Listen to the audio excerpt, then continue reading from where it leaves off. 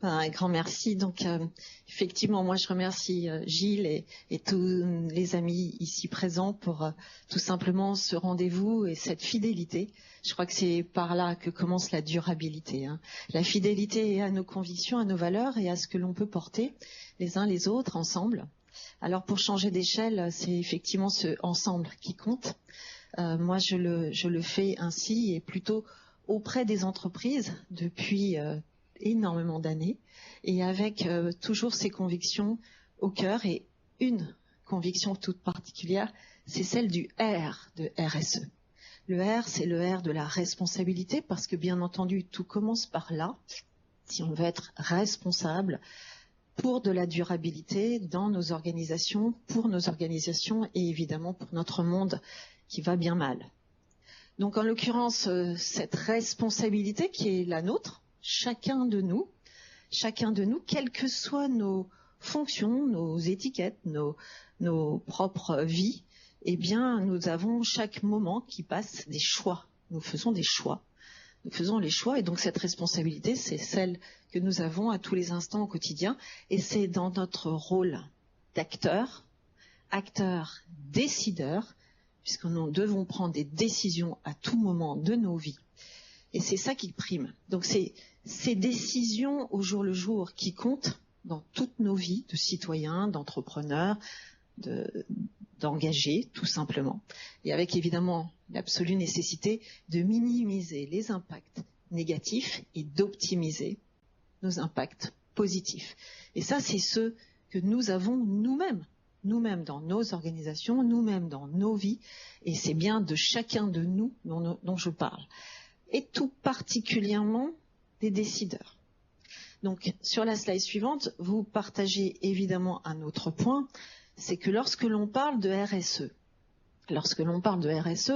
c'est un terme évidemment important, parce que Corinne Lepage le rappelait à l'instant, le droit est majeur, il prime aussi.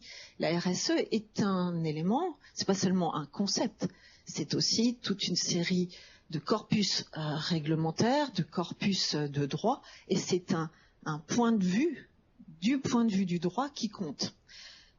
La durabilité est un cap plus large et plus global du point de vue du droit et moins directement au cœur. En revanche, bien entendu, ce qui compte, c'est que la responsabilité sociale ou sociétale,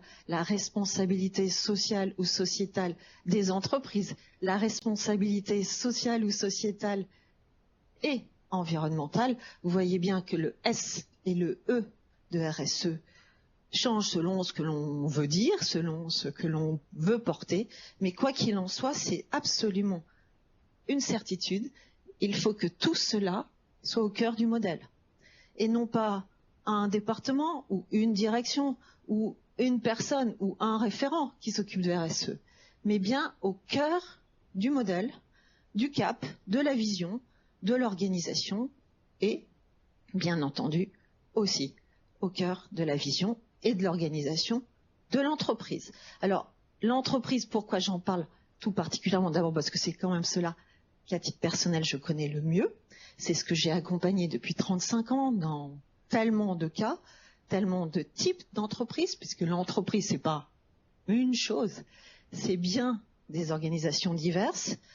Et les entreprises, peu à peu, en France en tous les cas, en Europe à tout le moins, mettent ces sujets au cœur de leur modèle, quelle qu'elle soit, par conviction, par obligation ou par tout simplement choix très très engagé de leurs leaders, de leurs décideurs.